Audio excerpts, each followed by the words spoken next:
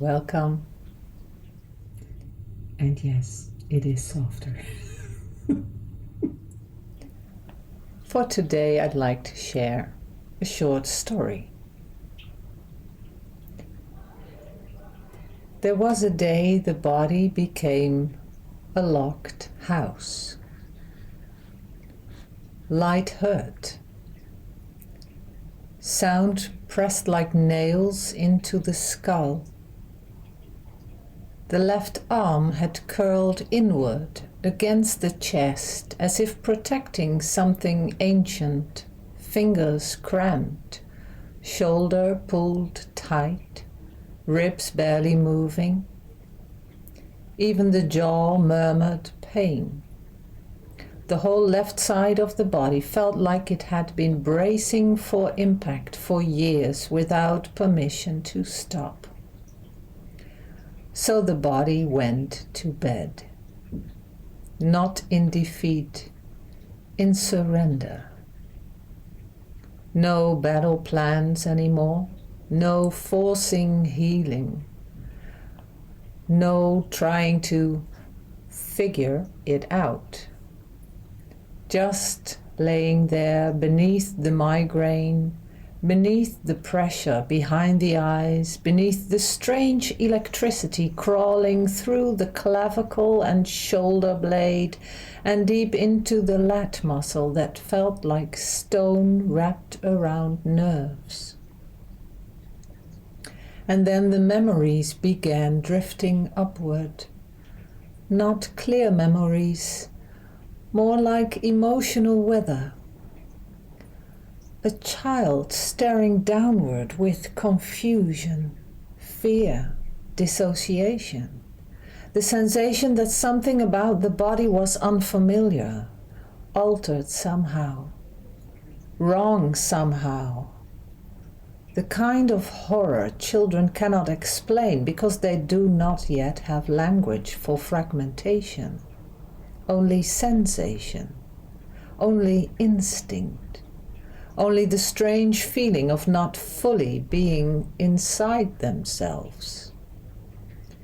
The adult mind tried to label it, interpret it, dismiss it, reshape it.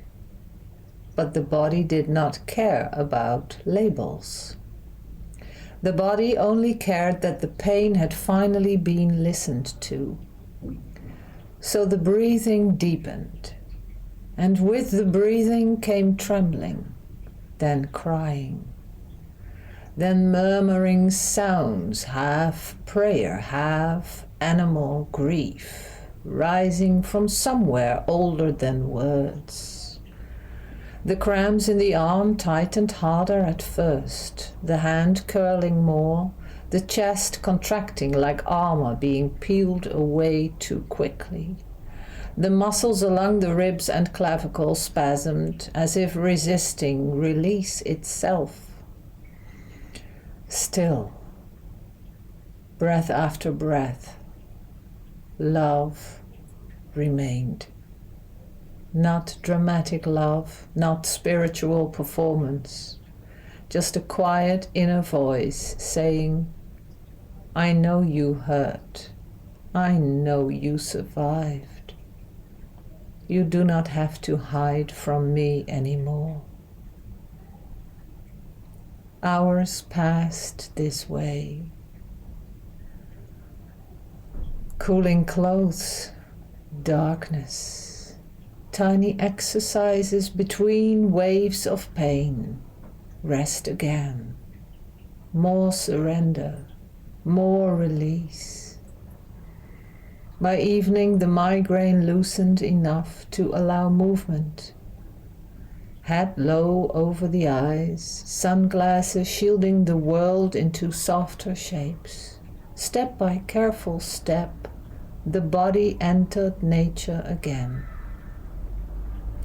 And outside, among air and trees and silence, something subtle had changed. The body no longer felt like an enemy. Later that night, another stretch opened, unexpectedly, one impossible before. The lat muscle released further, pulling tension away from the clavicle like old roots finally giving way beneath soil. The pressure point opposite the original pain softened. Space appeared where compression had lived. And then came the strange realization. The body was changing. Not in the fantasy way people sell transformation, not perfection, not magic, but softening, reorganizing, as though some hidden blueprint beneath years of contraction had quietly begun restoring itself the moment fighting stopped. Even the clavicle, once fixed, rigid, overpronounced from years of tension patterns and protective posture, seemed subtly different now. Smaller somehow, gentler, no longer carrying the same burden of defense. The mind laughed at itself then. What a strange little story, it thought. A migraine, a locked arm, a crying body, a walk through nature, a person loving themselves back into their own skin. Maybe that was all healing ever was.